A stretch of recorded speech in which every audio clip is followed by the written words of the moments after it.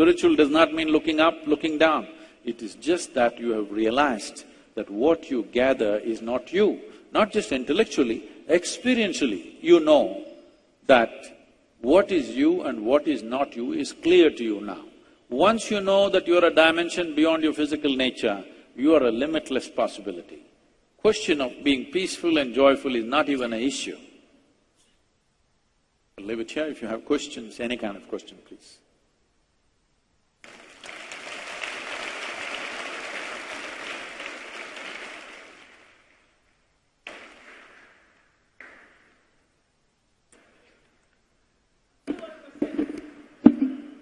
Can we take questions from here only? Please send them on a slip.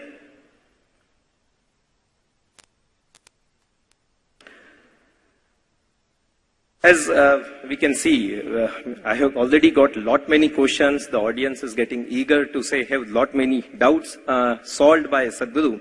I'm getting them through slips, I'm getting through my WhatsApp, I'm getting through SMSs. So without wasting any further time, I would like to take some questions for Sadhguru, though we have a time limitation, so I don't know how many I'll be able to fill up.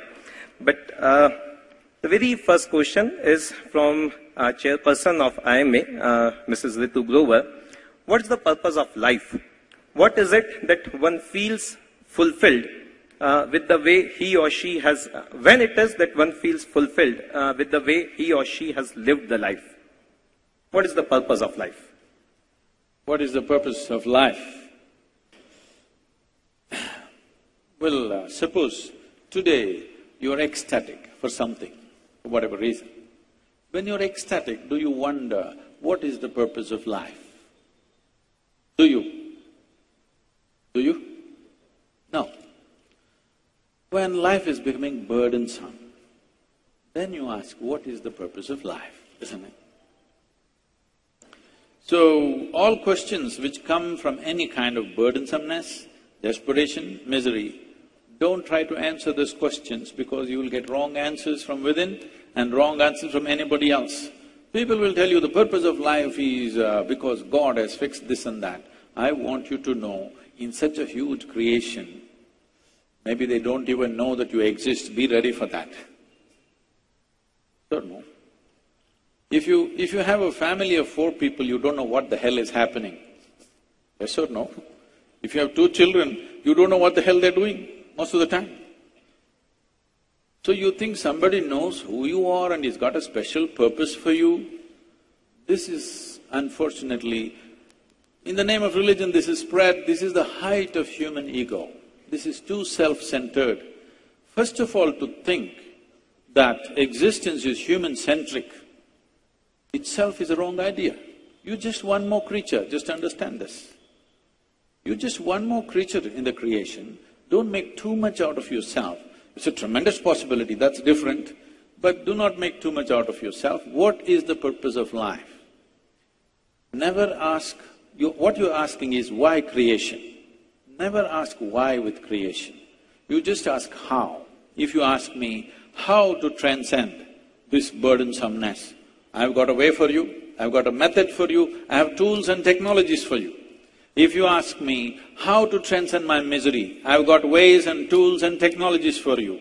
If you ask me how to live in such a way that this life finds its fullness, we've got ways and means and technologies. But if you ask why, there is no why. We can tell you stories. I can tell you… shall I tell you the real story? Why creation? You want to know. One day God was playing marbles and one marble jumped up like this and became planet Earth. So he shot some more, 9, 10 more and it became solar system. Shall I continue? This is a ridiculous story, but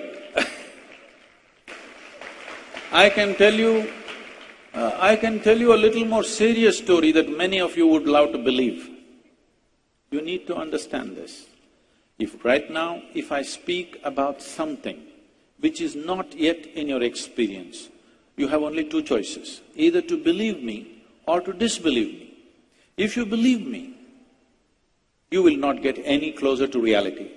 If you disbelieve me, you will not get any closer to reality. It is just that you will either have a positive story to tell or a negative story to tell.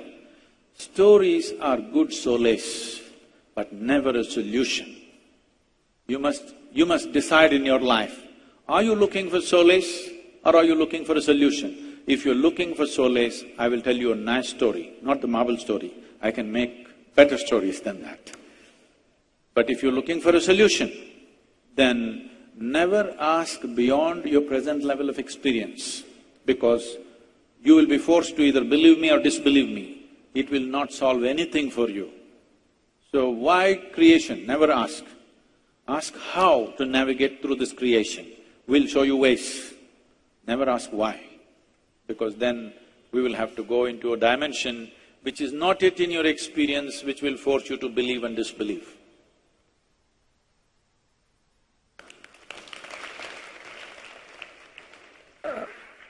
Sadhguru, Mrs. Rachna Mittal is having a very simple question, and she asked, Sadhguruji, is being happy so really difficult that it needs to be managed?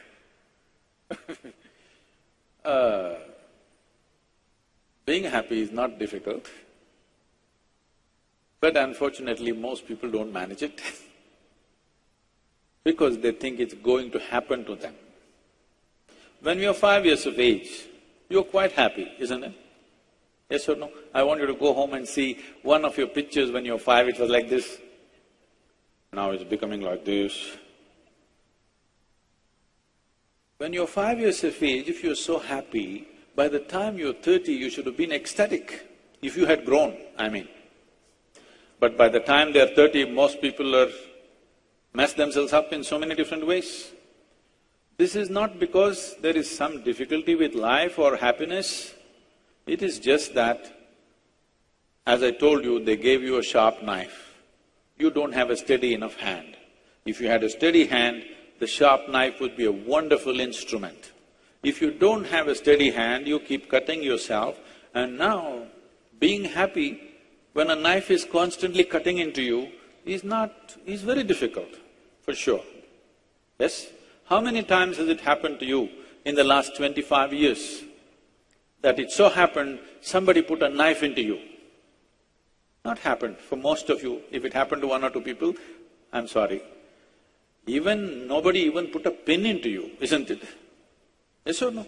I'm asking, how many times it so happened from external sources suffering came to you? No, you're mostly in self-help. Yes or no? You're in self-help, isn't it? You don't need anybody's help, you're such an expert. Sometimes when I see people, I think they're training to get employment in hell or something. They're practicing here. Because they're so good at self-torture, they may be good at torturing other people. So happiness is neither easy nor difficult, because there is no states like this. This is happiness, this is unhappiness. You are slipping between this and that any moment, isn't it? Yes or no? It's not like there is a capsule of happiness and a capsule of unhappiness and they're separate. No, it is all intermingling, one moment like this, one moment like this, in the same situation. One moment joyful, one moment miserable, another moment some other way. Is it not happening? So these are not anything. This is just this. You are a volatile being right now, not stable enough. I told you this is an evolutionary problem. Your intellect and your awareness evolved ahead of your physiology. You're only 1.23% away from a chimpanzee, but in intelligence you are big away. Now your own intelligence turning against you, one simple way of being happy is you go for a lobotomy. You know what that is? Remove half of your brain. You will always be like that. So it's easy. It's not easy, it's not difficult. Should it be managed? You don't have to manage happiness. You must learn to manage your faculties. The only thing is just this, people are suffering two most important faculties of your mind, your memory and your imagination, which sets you apart from every other creature. What happened 50 years ago, you can still remember, which no other creature on this planet can probably, distinctly. And you can project into what may happen in the next 100 years. This memory and imagination are two basic faculties which makes us human and on top of the evolutionary pile. This is what people are suffering. What happened 10 years ago, they're still suffering. What may happen day after tomorrow, they're already suffering. This is not that they're suffering life, they're just suffering their memory and their imagination. So happiness, don't aim at happiness, just look at yourself. How what you call as myself is being conducted. If you conduct it, if you know how to conduct it the way you want it, you will be blissed out. Yes? It is not being conducted.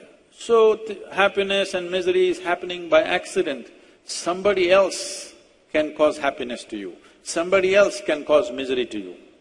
People ask me, Sadhguru, we have been with you for 25 years, we've never seen you angry. Do you ever get angry? You want it? Do I look like somebody who is incapable of something like that? If you want, I'll give you.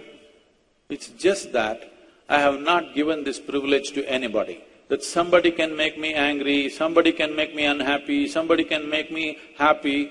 No, I kept these things to myself.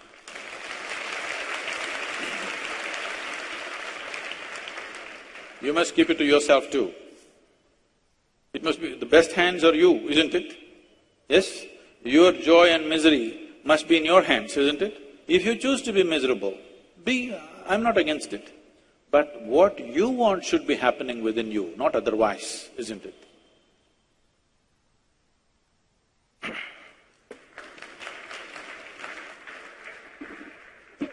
And then I have probably a sequel to this question. This is through WhatsApp. And somebody wants to know, Sadhguru, how can one be happy even if he or she is married?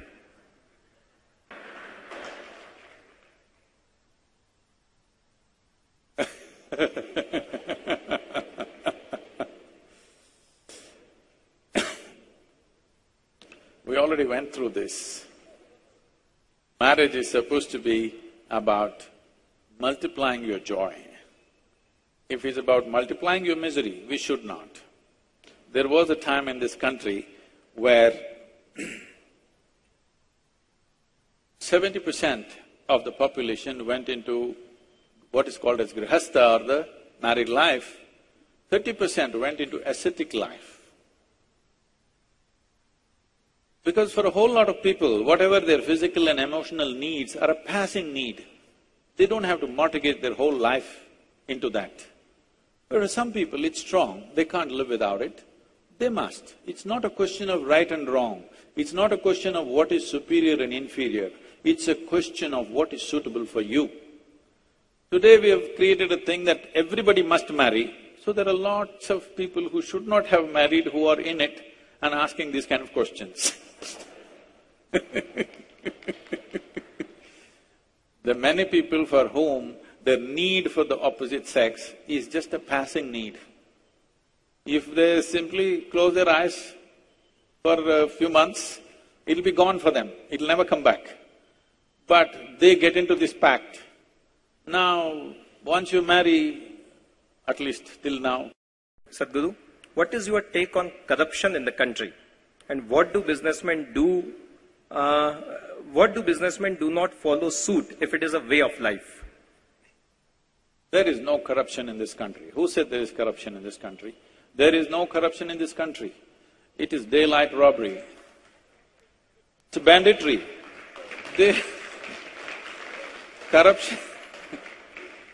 Corruption means you want some favor, you go to him with great hesitation, under the table, he takes something from you. That's corruption. Now they're pointing a gun at your head and say, you pay, otherwise you won't exist. This is banditry, this is not corruption. We have to deal with this. If you don't deal with this, if you don't deal with this one fundamental thing, we will not go very far as a nation. We cannot go. Because there is a government and a parallel government, there is a rule and a parallel rule. Parallels are… people normally when they use this analogy of being parallel lines, people think that they're together. No, I want you to understand, if you're going crisscross, you may meet somewhere. Parallel lines will never meet. So this parallel economy, this parallel set of rules for everything, you know the laws of the land and you must know the laws of, the underhand stuff. Otherwise you can't run a business. With parallel lines, you will not go very far.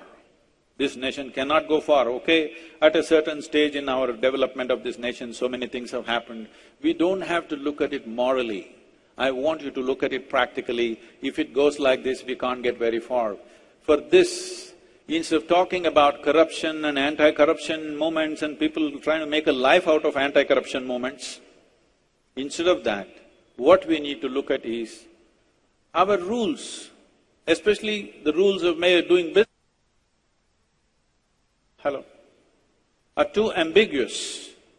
Nobody understands what the hell these rules are, okay? It's written one inside the other in such a way. I was, when I was trying to get my… I already have a FAA license in America, but I'm trying to get a license here, just get endorsed by DGCA. And the goddamn things that they're telling me, these rules were made before Wright brothers, all right?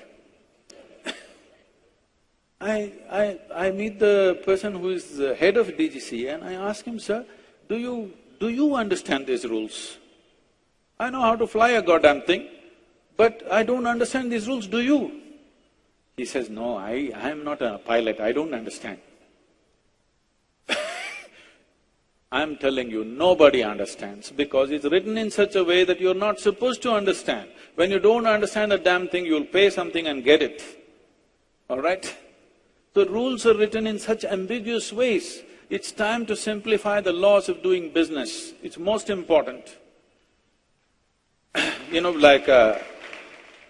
don't know how it is here. I hear things are much better here now with your chief minister, and in the center it's getting better. A few states are getting better.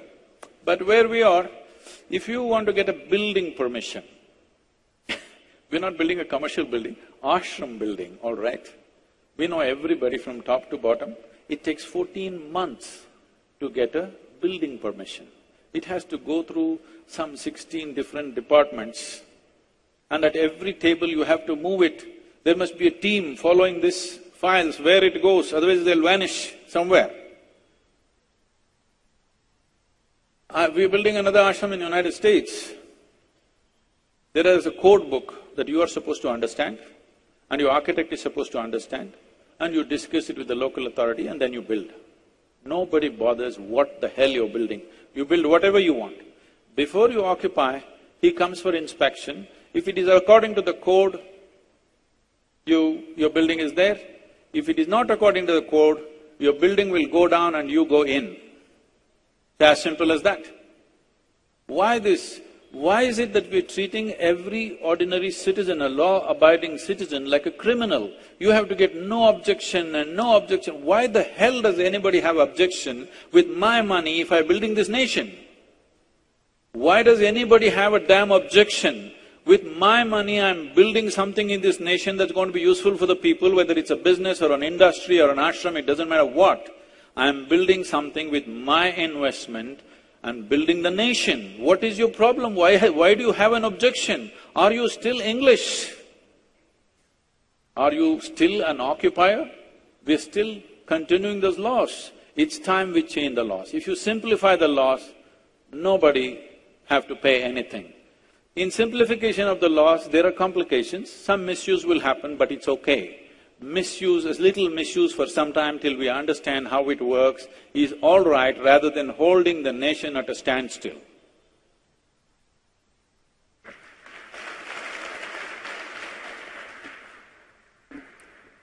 I think with the time permits, we can take two more questions at this juncture. Swamiji, I'm getting one question from, say, lot many people having the same kind of issue. It has been sent by Mr. Alok Jain of IMA. The same question has been raised by… Some young people are shouting out questions. I think we should take one from the gallery. Okay. Can you just write it down and send to me? Okay.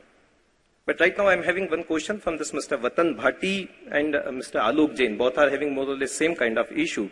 And they say, whenever we hear great personalities, we get inspired. but that inspiration goes off very fast.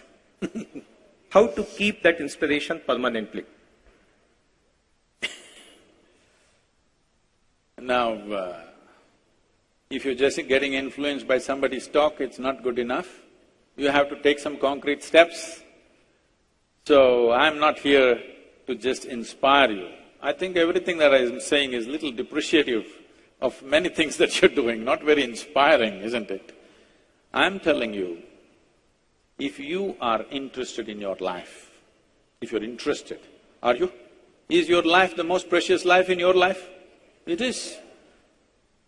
You have to pay a little more attention to this. Life is not accessories. When most people say life, they're talking about their work, their career, their wife, their husband, their children, their home, their car. No, these are accessories of life.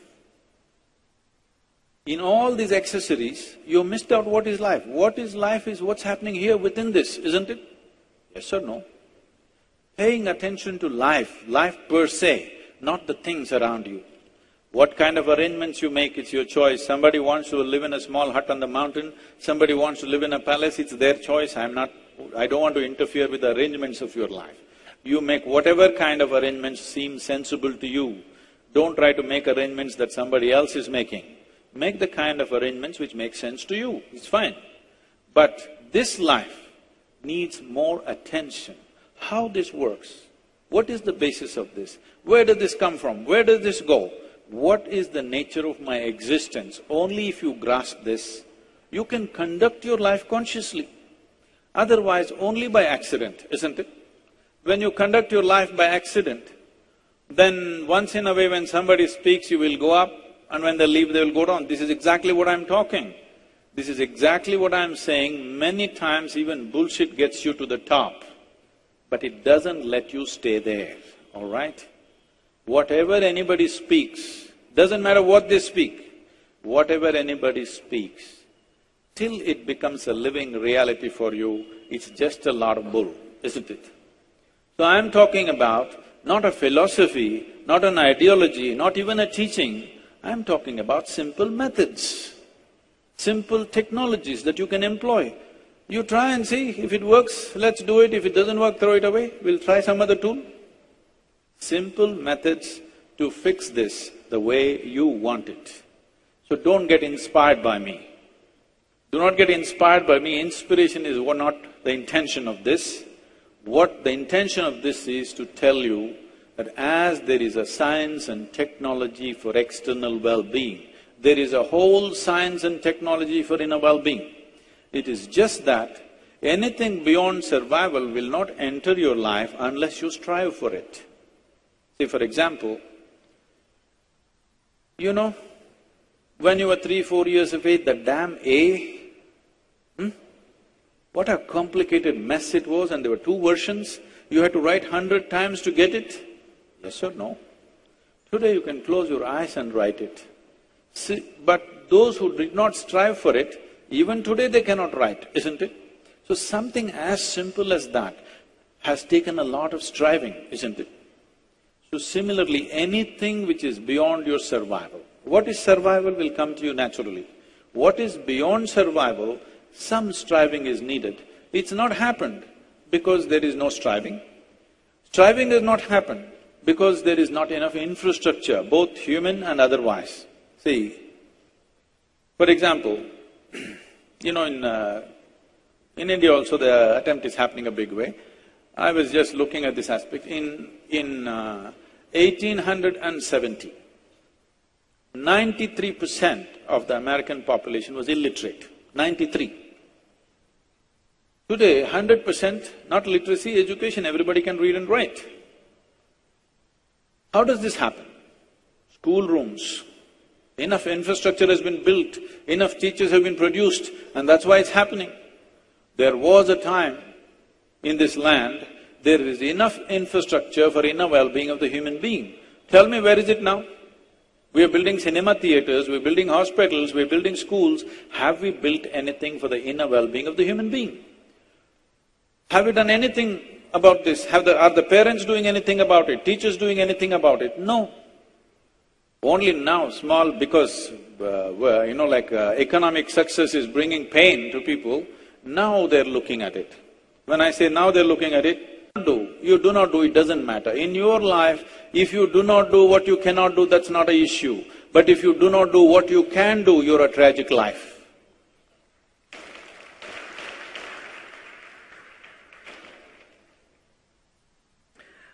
I would say combine few questions again which are having the same tone. Lot many people wants to ask about, say, contradiction between my inner self and somebody else's inner self. Oh. Professor Akrati from Medicaps Institute of Technology and Management, Dr. Alok Bansal and Mr. Jagdish Verma from IMA, all are having more or less same kind of query. They write, Swamiji, I want to be myself in control of my inner self, but I live with my family and friends and next generation who all have their own inner self. This calls for compromises every day. Then how to take care of such situation to realize myself as I want to be? I think we've been through this, but anyway, let me repeat this. See, right now, you're calling your personality as self. Your personality is an acquired quality, largely unconscious, a little bit of it conscious. Your body is an acquired thing. Your mind or the content of your mind is acquired thing. So what is not acquired from outside, only that you can call as self. In that, there is no such thing as myself and yourself. It's like this, let me give you an analogy. It's like, when you were a child, at least did you blow some soap bubbles? No, you did not. Oh, you should. If you blow soap bubbles, they're all real, isn't it? So there is a bubble. What is the most important aspect of the bubble? The air inside, isn't it? If it goes poop, then there's just a spot of water on the floor or soap water on the floor, but the air, where did it go? You don't find it anywhere. But the most important aspect of the bubble is the air that it contains. Similarly, you made a bubble built out of this, from this planet, you picked up material and built something for yourself. Fine, I have nothing against it. But to gather this much body and to gather this much mind, there must be something more fundamental. Don't jump into conclusions. But there must be something more fundamental than that, isn't it? So, the physical body and the mind is just software and hardware for the life within you to function.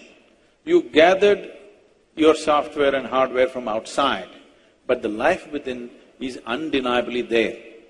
To do a simple process, can you see me, all of you? You close your eyes, can you see me? No. So now, when you're looking at me, are you looking at me or is it your eyes looking at me? Your eyes, ma. If you close your eyes, are you still there? Are you still there or are you gone? You're still there.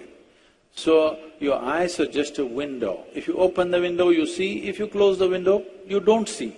But you are still there, isn't it? So whatever that is, let's not give it a name. Right now we'll call it you. That is not different from you and me. It's fundamental life-making material. This is not different. Right now, if you… What did you have for breakfast, ma? Breakfast. Okay, huh? What? Milk. This is something more interesting, this child's food.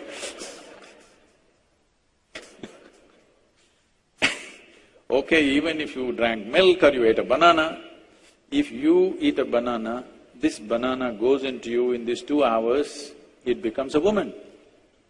Yes or no? If a man eats it, it becomes a man. If a cow eats it, it becomes a cow.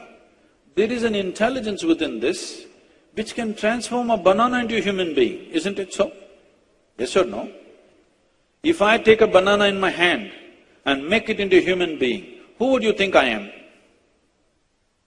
Creator himself, isn't it? Nothing less than that. And every one of you have this competence or no? Yes or no? You have it, it's only that it is functioning unconsciously. Such a phenomena.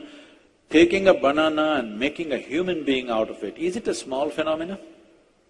It's a tremendous thing, isn't it? But you're doing it unconsciously. Even if a drop of this intelligence enters your life in a conscious manner, suddenly people around you think you are a superhuman being.